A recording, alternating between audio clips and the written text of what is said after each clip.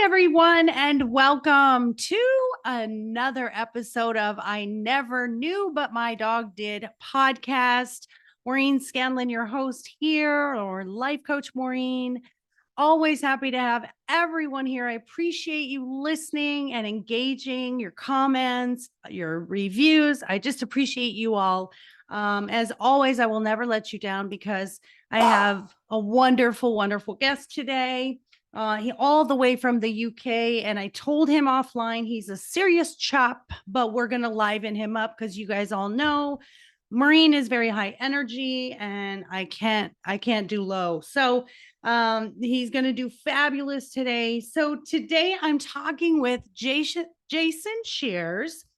And what's really interesting that caught my eye with Jason about being on the podcast is his elevator pitch or statement that he says about being a guest is he was initially medicated for a mental health diagnosis at 9 years old after a childhood trauma, addiction, chaos, and all the way through to now a full awakening, which I think is, I'm just the awe factor of a 9-year-old, having that mental health diagnosis. So he has a harrowing story of addiction, trauma, and mental health through to traditional recovery models for multiple decades while becoming a well-credentialed expert on the subject matter, but still suffering. Funny how we do that. We are helping people, but we still have our own stuff. And I have to tell myself constantly, Jason, to coach the coach. So I love that you say this in here. Yeah. So he had he had an overnight experience of the discovery of the true nature. He was able to articulate what he finally saw to be true. And he is now the founder of the Infinite Recovery Project and has been working with individuals for a long time. He has almost 30 years in recovery and has a powerful story from both sides of the fence. And his addiction treatment program is unconventional. And I really love this and can't wait to dive in because I think our awareness factor plays a lot in our therapy. So welcome, my friend from the UK. Hi, You're gonna speed it up and I'm gonna slow it down. Jason. That's good. I've got the brakes on, you know. He didn't have enough coffee yet because you'd have to have a lot of coffee to deal with me at this time of the morning, but it's good. We'll meet in the middle. We'll meet in the middle. So Yeah. as you know, the podcast is I Never Knew. And so we always start with this, what I call your knee story, which is the sort of the moments that brought you to your knees where you went, oh my goodness, something has to change. So let's start with your story of what happened, especially the 9-year-old you being diagnosed. That's really Yeah. intriguing to me. Yeah, I guess that going right back to childhood, I lost my father in an accident. He went out one day and he didn't come back. Basically, that was it. And when I was just 5 years old, and I guess as a way of coping with that, my mum kind of left me also. It's like she didn't leave me physically, but she kind of like had her own grief to cope with. So if I had to describe my childhood, it was work it out for yourself. It was that's what it was. And I did. I worked it out for myself. I found food as a new best friend and a comforting factor, for my grief and escapism and I was a kind of what you might call an off-key child, like destructive and off the wall, like no, because nobody talked about grief, like or anything like that. It was just kind of brushed under the carpet because nobody knew what to do back then. And I guess by the time I got to 9 years old, my mum had kind of got to the end of her tether with trying to cope with me, and did what any loving parent would do and try to find help, like in a form of, and it just so happened to be in the form of the psychiatric unit in the local town where I lived, because that was all she knew to do. Or maybe she was referred there from a doctor. I don't know. It's like So I mean, I was quite hot. I don't actually remember being medicated until about 15 years ago. I was doing my training in psychotherapy, and they said, "Oh, why didn't you apply for your medical records, from when you were young?" And I didn't even know that was a thing, but I did, and I got all these documents through. It's kind of like from when I was there, and it was clearly written there, that I was diagnosed as depressed and put on an antidepressant, at that age, and there was a therapeutic report, like from the psychiatrist that didn't even mention grief. There was no mention of grief in there. Wow. And just my behaviors. It actually said that I never forget the words of that report. I've got it somewhere, but it says that I had psychomotor retardation, which I was kind of baffled by even as a psychotherapist. I didn't even know what that meant. So I kind of Googled it, and what it basically means is I'm kind of slow. That's what it meant. Oh my And God.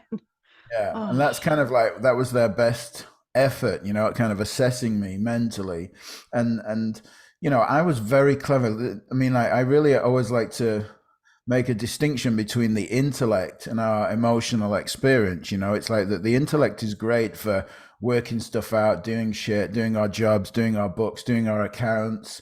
But it's the worst tool in the box for dealing with your emotional experience. It's never relevant, if you're suffering and struggling emotionally, but really clever. It's not a reflection of that, because I got a full scholarship at the local private school with one of the highest ever recorded scores, IQ scores, at the same time as the psychiatrist had said that I showed signs of being slow mentally. It's like, so there's clearly no correlation between the two things there, yet that was where they looked, for the answer. yeah. So from there, it just progressed into constant chaos, and the thing was, as I'd found food to be my only loyal companion, at that time I ballooned in weight, because it was my comfort. I just turned to food as a way of coping with my grief, my internal dis-ease.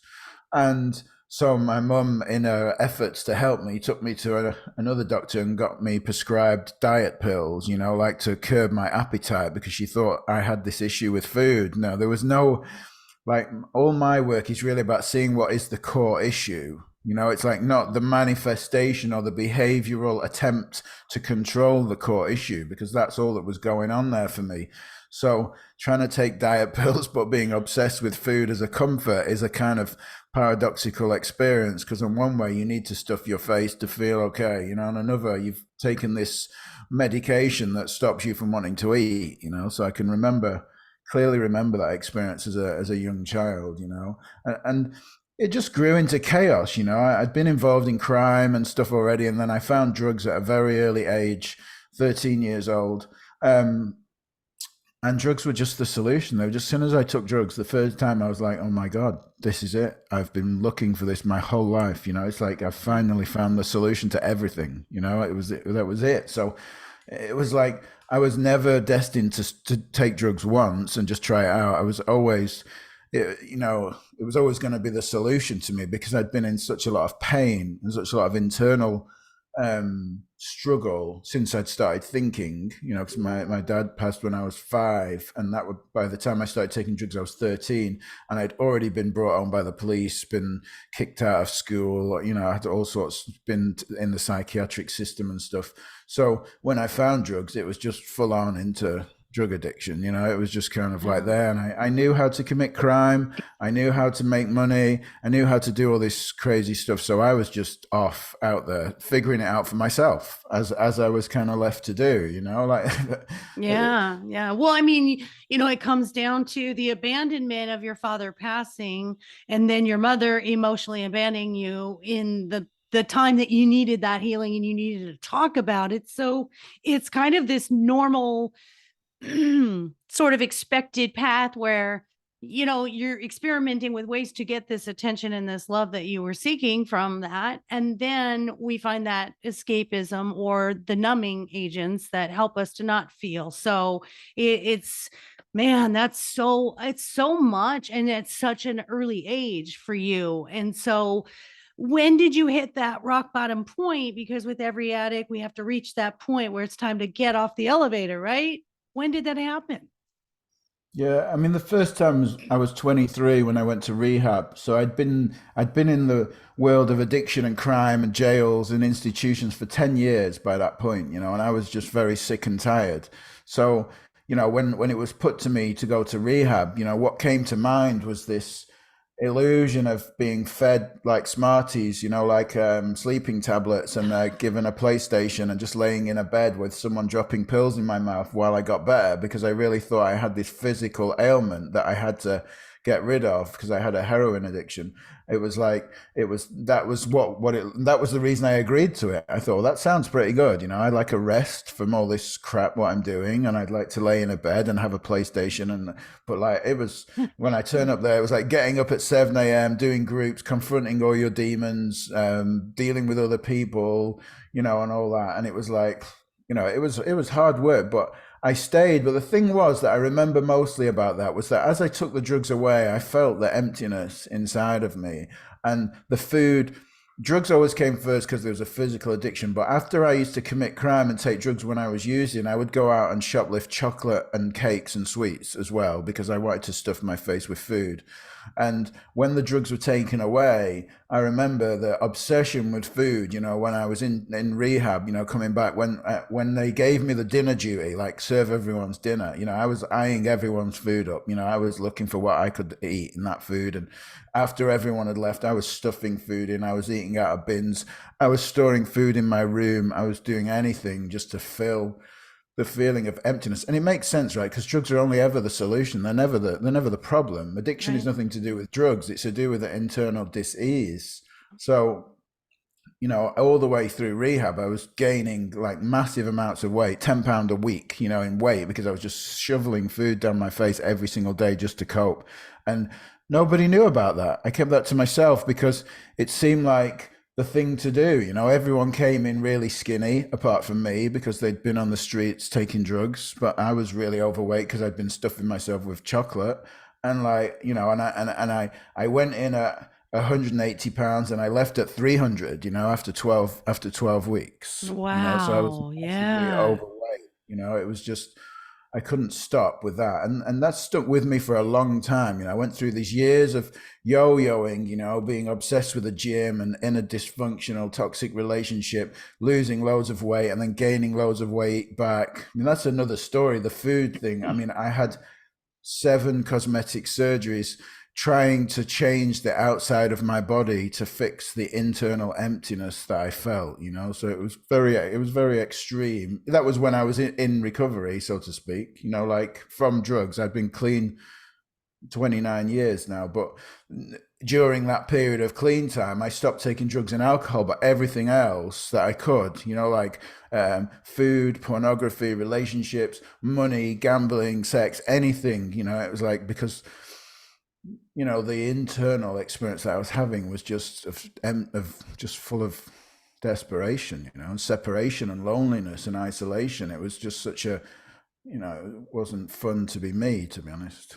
And I love that you said that because you're going into rehab for one problem, but we're not addressing all of the problems. And that's a pretty common thing when we are dealing with addiction, that if you fix this without fixing what's going on inside the root cause of it, the real emotional things that are stuck in your subconscious, you're going to find something else, whether it is like sex or food or whatever it is. I'm so glad that you said that, because sometimes people forget, well, I went to recovery and I shouldn't be doing drugs and alcohol, and I'm not doing that anymore, but now I'm doing this thing.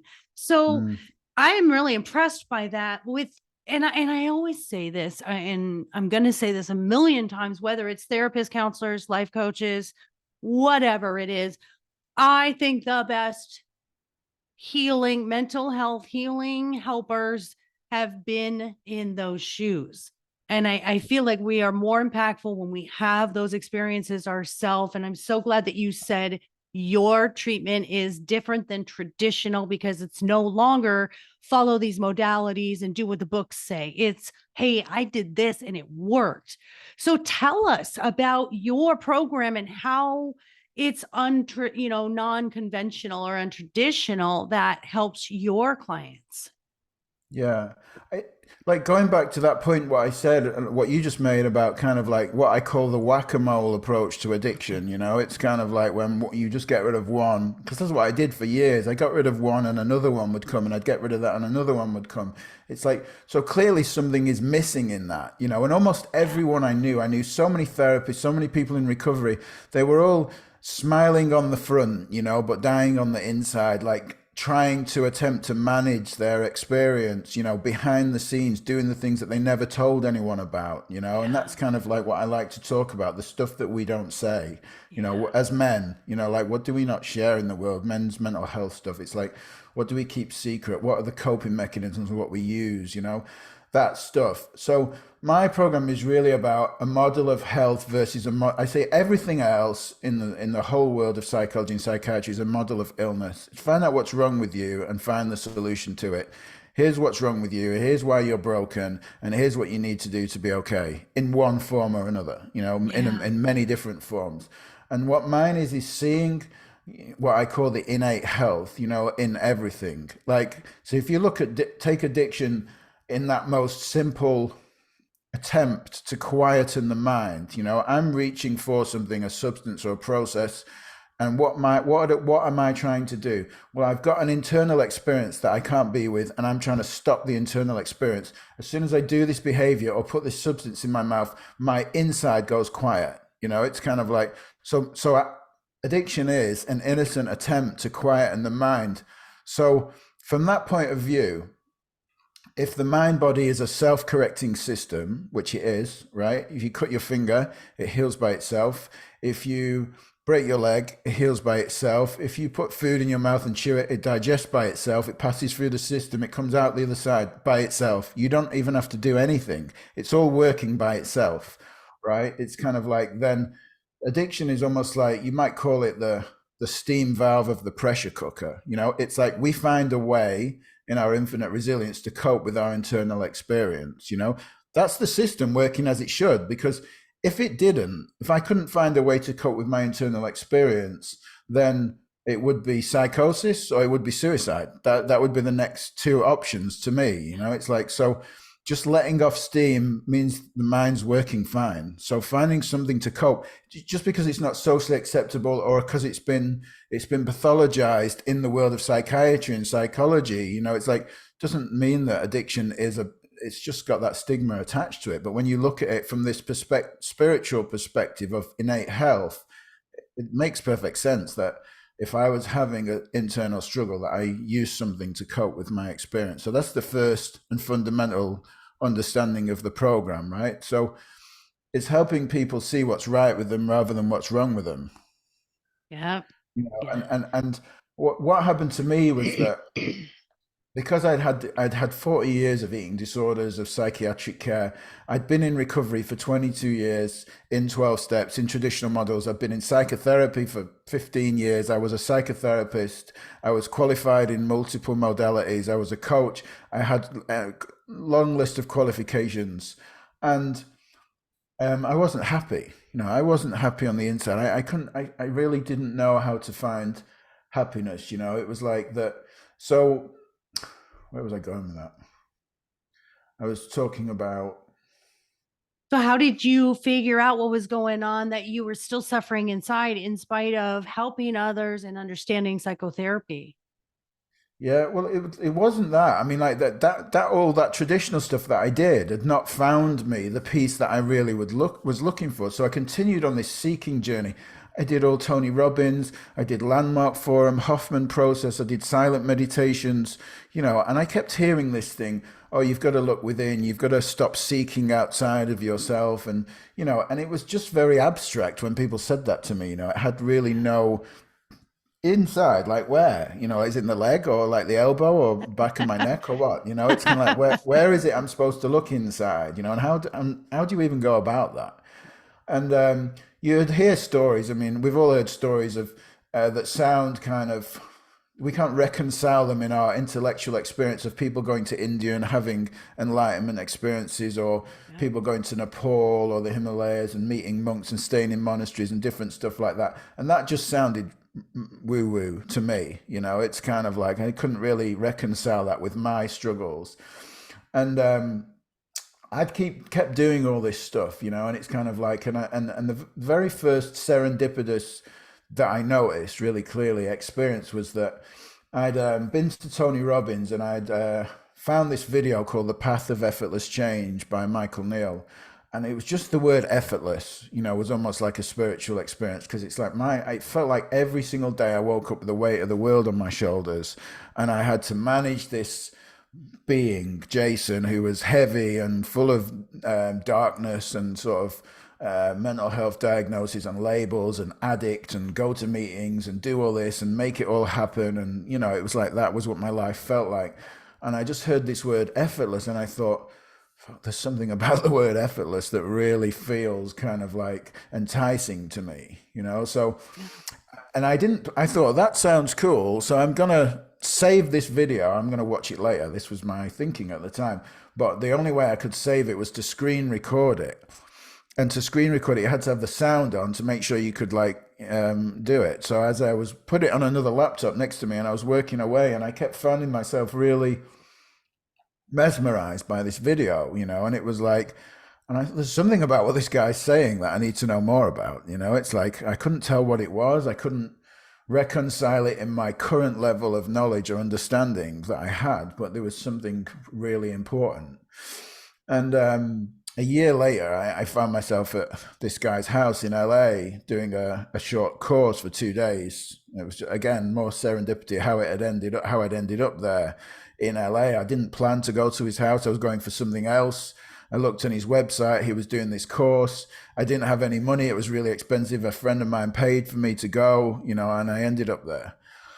And 2 days I spent there, and I remember turning up with in my mind, my image of myself was this well-credentialed therapist and coach and all these things. And like, what is this guy going to teach me? I know everything about change. Even though I'm miserable, I'm not happy. That's my ego showing up, Yeah. And he just said to me, can you just I had my notebook ready, and I was like thinking to myself, this has cost like $5,000 to be here, and it's only 7 hours. And he's saying we've got 2 hours for dinner. That means we've only got 3 hours of sitting here, and he's got 5 people. And I was doing all the calculations of how much he was earning, and it's like, and I was getting angrier and angrier, because I was thinking, we're not getting our money's worth here, because this guy's still talking and he hasn't even started, and he wants to give us 2 hours for dinner. That's because he's lazy and he doesn't want to spend much. I was just like that, and he just said to me, could you just be here? And I was like, I don't know what happened in that. No one had ever said to me, about being present, about just kind of showing up without. He said to me, you don't need your notebook. You don't need to remember anything. If I say anything that's important, you'll remember. It's kind of like, just be here, because every training I'd done over the last 10 years, everyone took their notebook out, started taking notes and tried to remember everything and all this stuff, and over those 2 days, I just had this huge realization that I'd been suffering my whole life from a story that was running in my own mind. I'd been creating and telling the story of Jason as a victim of trauma, as an addict, as a long list of mental health diagnoses. It's kind of like, and feeling the heaviness of that. But it was just a story. It wasn't who I was. I saw that it wasn't the story. And it was like a little crack had appeared in my reality, and I started to question everything about my life, about who I thought I was, what I thought I was good at, what I wasn't, and that. And it's like loads of things started to fall away and fall apart, and it was like, from that day, I mean, I remember those 2 days so clearly, because I called my therapist of like 10 years, and I found it very hard to find a therapist, because I was a therapist and I was very, I had a lot of scrutiny about how good they were and what they'd done, and I could find if they could connect with me.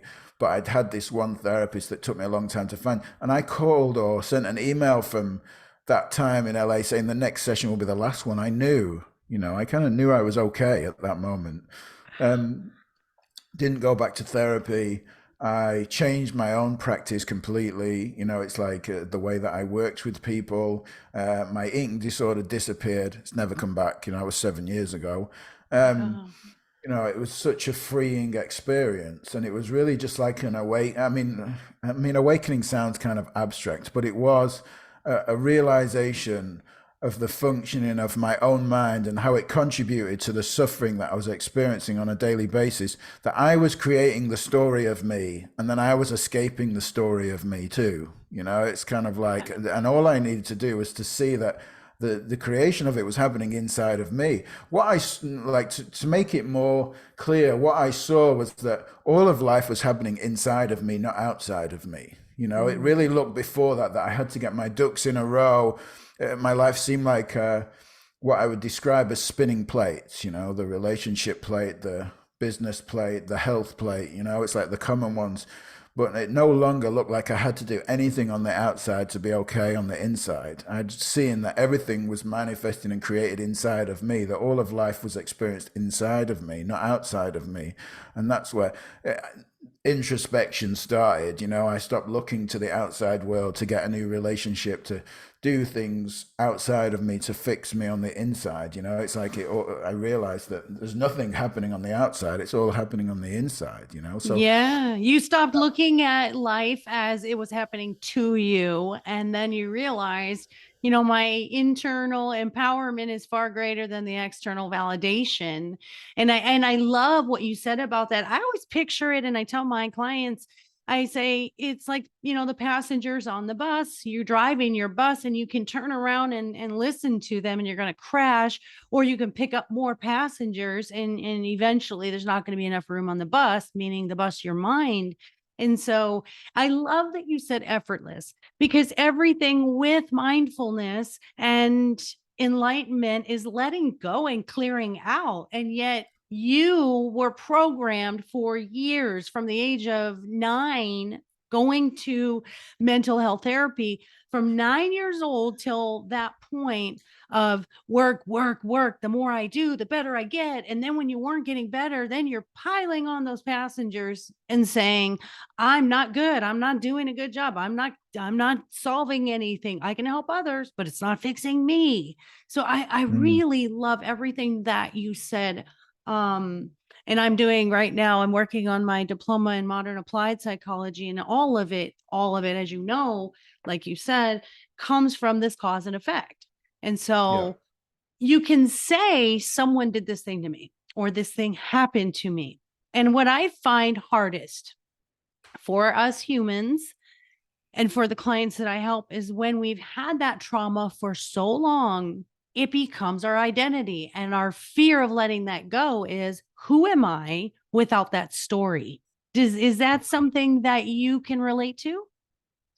Yeah, absolutely. It's one of the questions in my addiction treatment program. Two things you said, just before I go into the who am I, but like, is my addiction, next part of my addiction program is about undoing rather than doing. It's about undoing all the things that you've been conditioned to believe about yourself that you think are true. It's kind of like, so that relates to the who am I question, because when I see that I'm not my name, I'm not my age, I'm not my job status, my title, my parental status, I'm not my feelings, I'm not any of those things. Like, we keep undoing this stuff until what's left? Who am I? It's kind of like at the end of that, because none of those things are essential to who I am, right? They're all ever changing. Even my age, my name is given to me. I'm not born with it. It's like, and if I'm born perfect, needing warmth and love and food, and that's it. It's kind of like, then everything that's happening now in my internal experience has been installed into me, has to have been, because I wasn't born with it. It's part of my conditioning.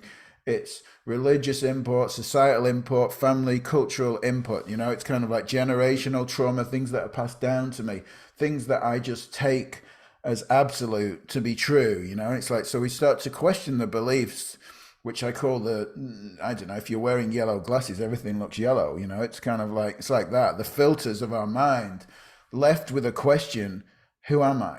Who am I really? And in some spiritual traditions, who am I is the main question. It's like what's constant within me, what's essential to my being, is my awareness, my noticing of everything. It's like everything happens in me, my seeing that all experience happens inside of me, not outside of me, but there's a part of me that notices my experience, that knows this is not right, this is right, this is good, so there's a part of me that's okay. And that's what I call mental health.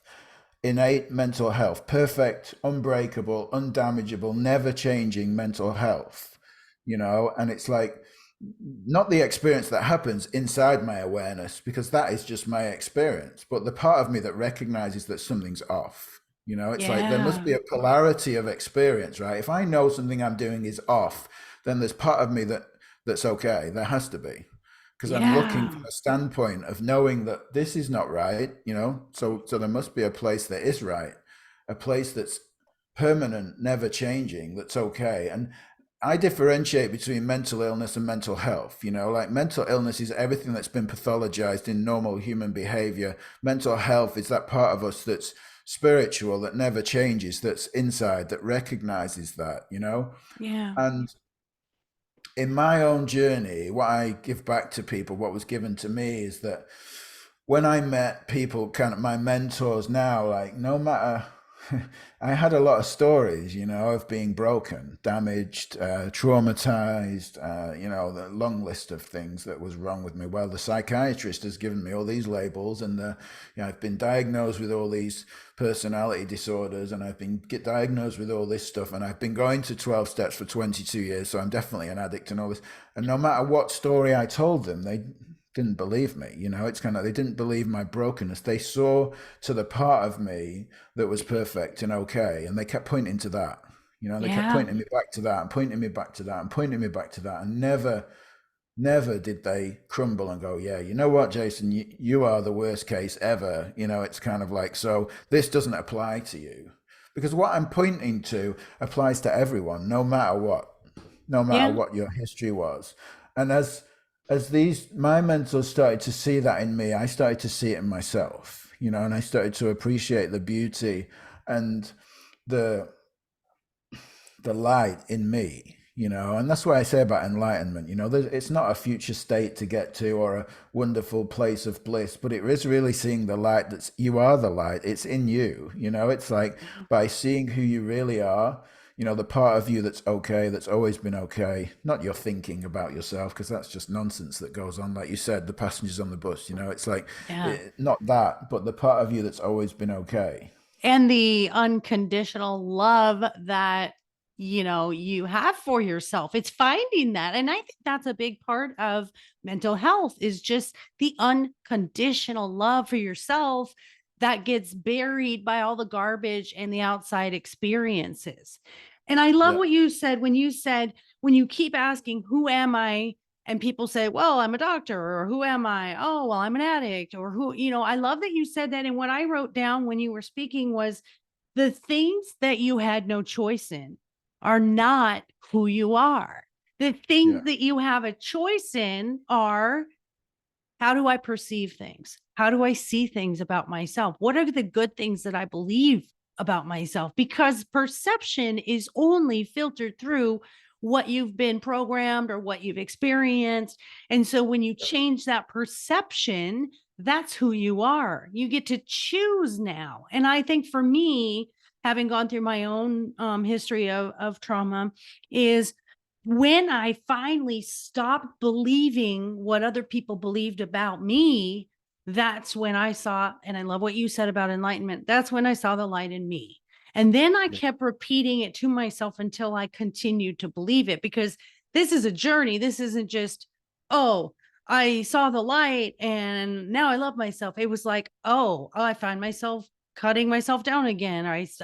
I'm talking self-deprecating again. So it was a journey to see the light in who I was, believe in who I was, and practice doing that continuously to insert, reprogram that I'm amazing and I can do amazing things. And I have a choice in what I believe about myself, right?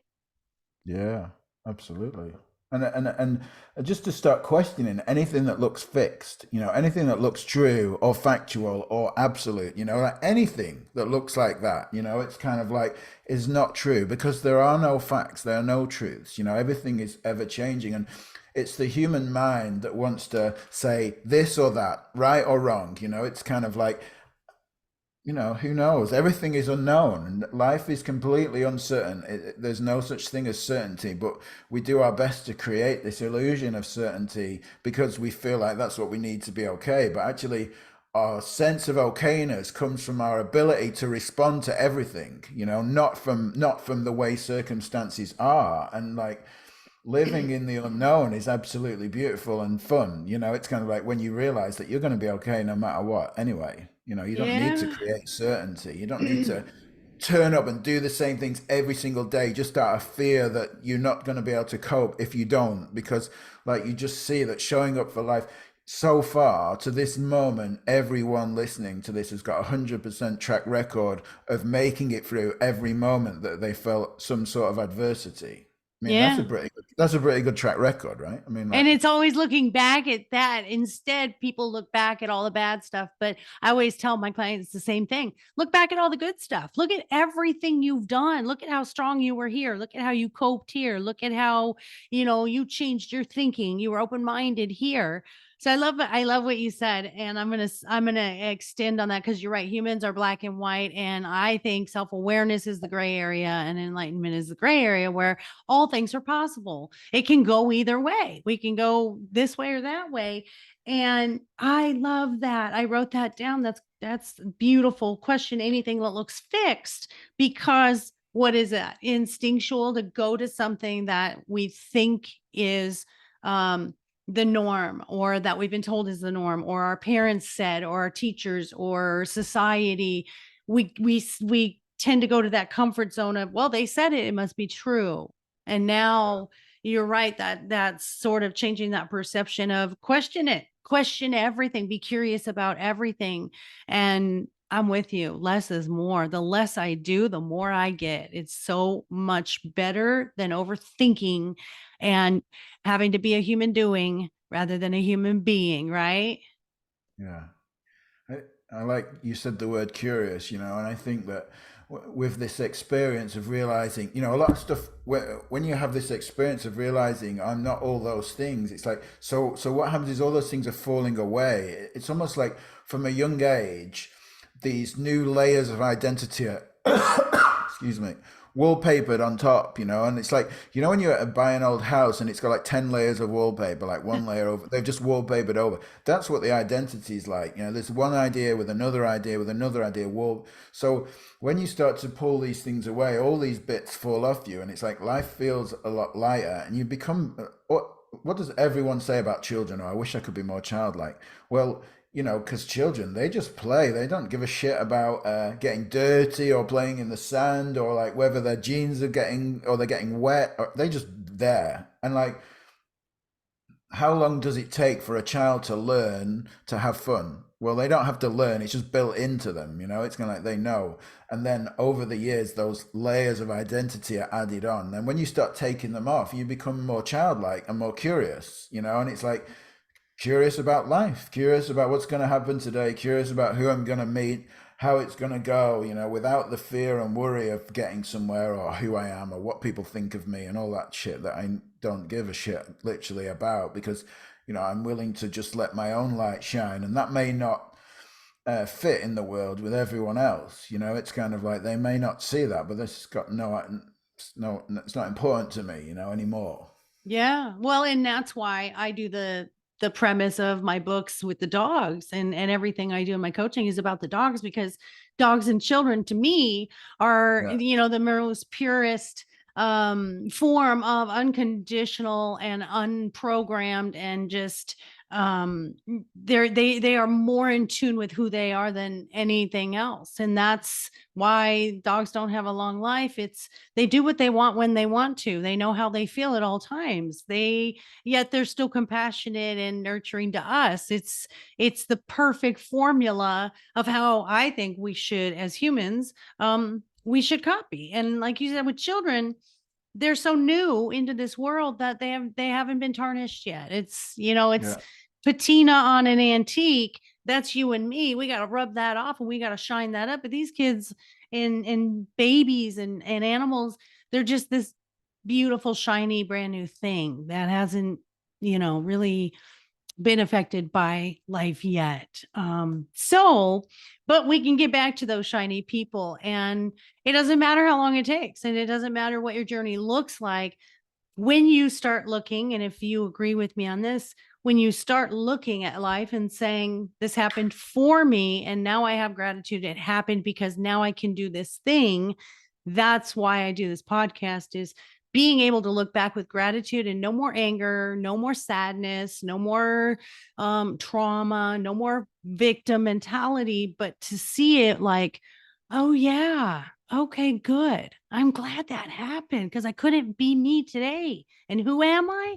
I'm this person who made it through this thing, and now I see life so different. The puzzle pieces fit now. What do you think about that? Do you have an identity or a idea that you feel the same way like that? Yeah, I think that like I can certainly look back now, even at my tragic losses, with gratitude. I mean, particularly for the father that I am to my own children. I don't think I would be that. I mean, I'm only hindsight is a wonderful thing, right? We can look backwards and we can say stuff that looks true. I don't know if it is or not, but it's kind of like I imagine that I wouldn't be the same father, with the same strong presence for my children and the same loving connection that I have with them. It's like if I hadn't have been through the loss of my own father, know how important it is to have that in your life. It influences me to be better, on a regular basis. Now, who knows if that hadn't have happened? Grief is of what I call the loss of a dream that may never have happened. It's kind of like because we grieve the loss of the imagined life, like we Yeah. don't necessarily know. I mean, my dad, like he could have been a complete dick. It's kind of like I don't know that. I mean, but what I grieve is the loss of the love. It's kind of like the imagined presence of a father.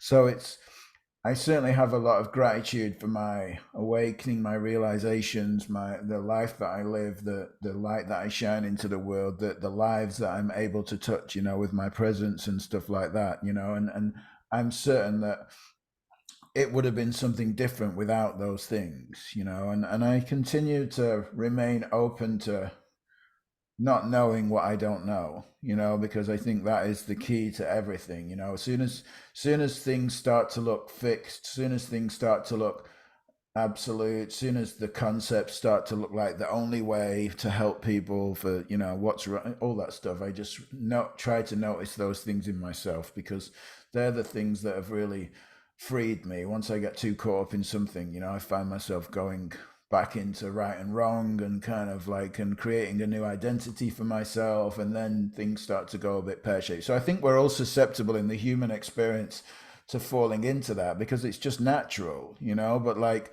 we can always return back to that space of awareness, the truth of who we are before the identities are painted on there, to know that we don't know anything, we don't know what we don't know. And that's the beauty of the human experience. It's like it's ever learning. We're always open to seeing new things, and it's who knows what's coming next. Yeah, I think stagnant equals misery. And I think if you find yourself getting stagnant and bored, that's you telling you, get out there and do something new. We need to learn something new. We need to stir the pot. We need to put some spice in it. We need to go try a new experience. Cause I'm like you. I never want to be I never, my double negatives. I do this consistently.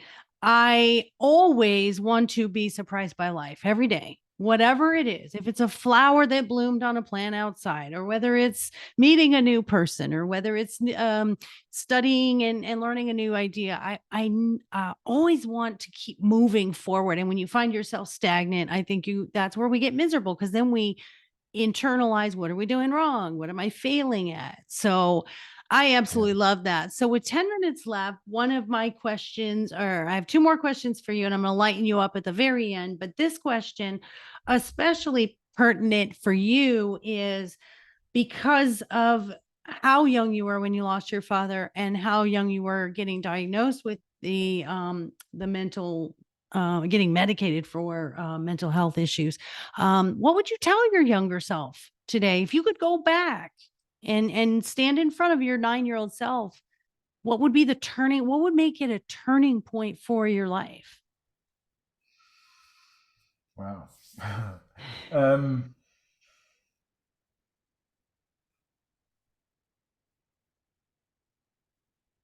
it's something about love, you know. I can't really put my finger on it, you know. It's kind of like just that love is in everything, you know, and life is always pointing you home, you know, like all those things, like you said about the gratitude, you know, it's like all those things that happen, you know, it's like in a way, in hindsight, you can see that life is always pointing you. When I was saying earlier about look within, what does that mean? You know, life is always pointing you to look within. You know, it's like all these tragic experiences, troubles, struggles, the times I got into craziness and all that stuff. You know, it's like just saying to me, you know, it's like the pain is happening inside of me. Look inside. You know, it's kind of like there's like it's like an alarm clock. The pain is like an alarm clock from the soul. You know, that's what I call it. And it's like waking me up to my true nature. You know, that's what's going on.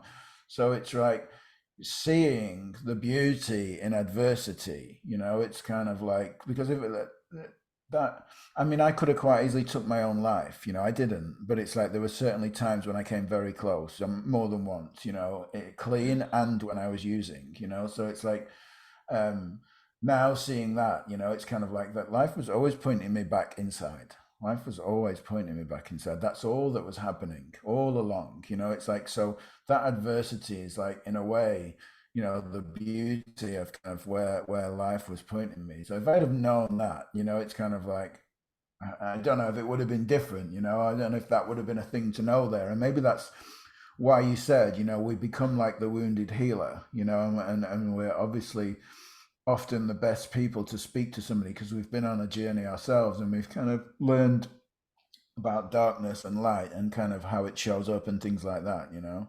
Yeah, 100%. I love that. Being light workers is not always light. It's hard. It can be tough Yeah. to apply to ourselves. So my last thing is to lighten up the conversation. I'm just so grateful for you for being here. And so I do this fun little thing at the end of my podcast because our conversations are usually pretty heavy. So I always believe Yeah. in life being fun and funny. So, that being said, I have a segment that I call Take My Money.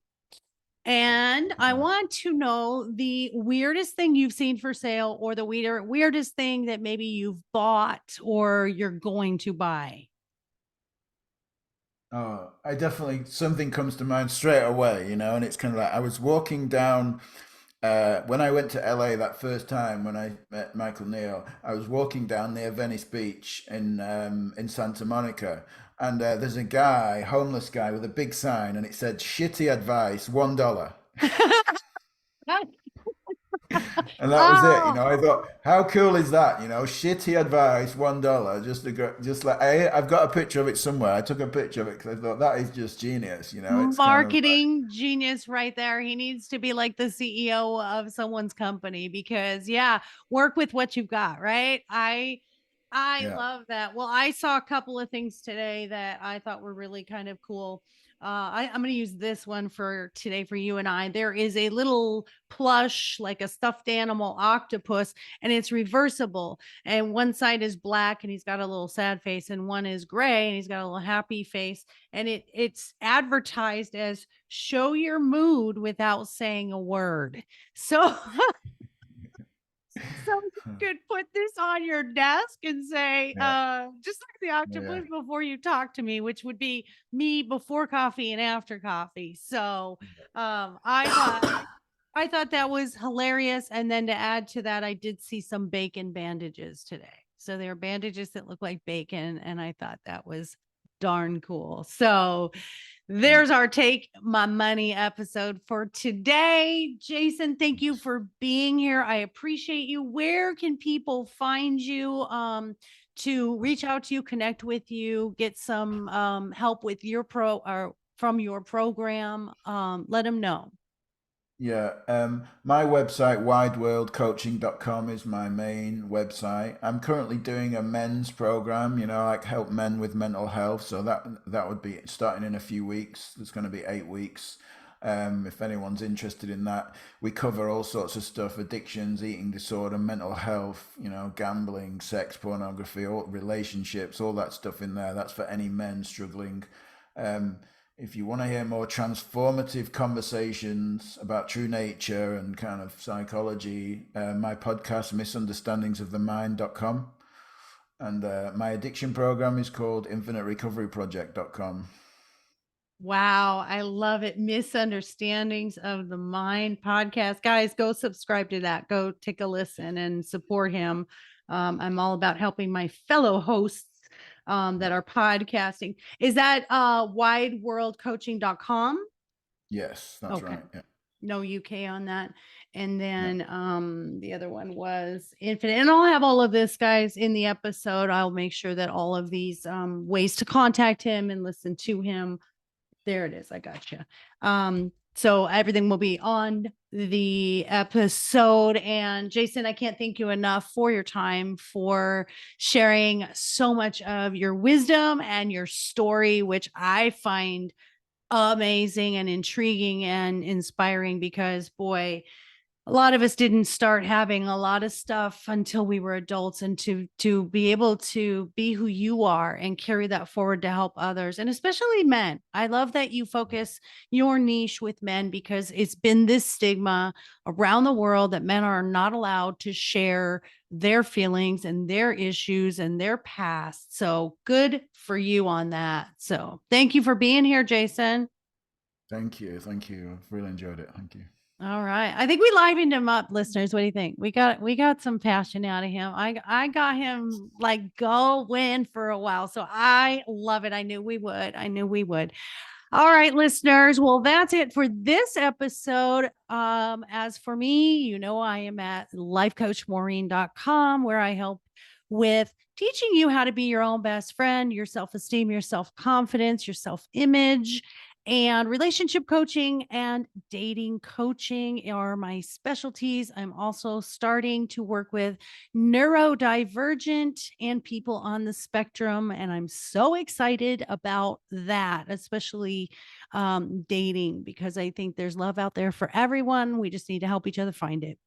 So you can go to our doggy boutique, mydoggiseverything.net. And of course, my books on Amazon. My dog is more enlightened than I am, and my dog is my relationship coach, are available Barnes and Noble, Amazon, and also on my website. So all that housekeeping out of the way. Thank you all. Please respond with your comments. You can comment anywhere you need to with Facebook or any of my social medias, and give us those 5 stars. Share the podcast. Let's grow the community and let people know that it's okay to be okay. And it's also okay to not be okay for a minute, but we'll get you back to healing and loving who you are to give you the best life you deserve. So thank you all for listening. Until next episode, take care of yourselves, be well, and be happy.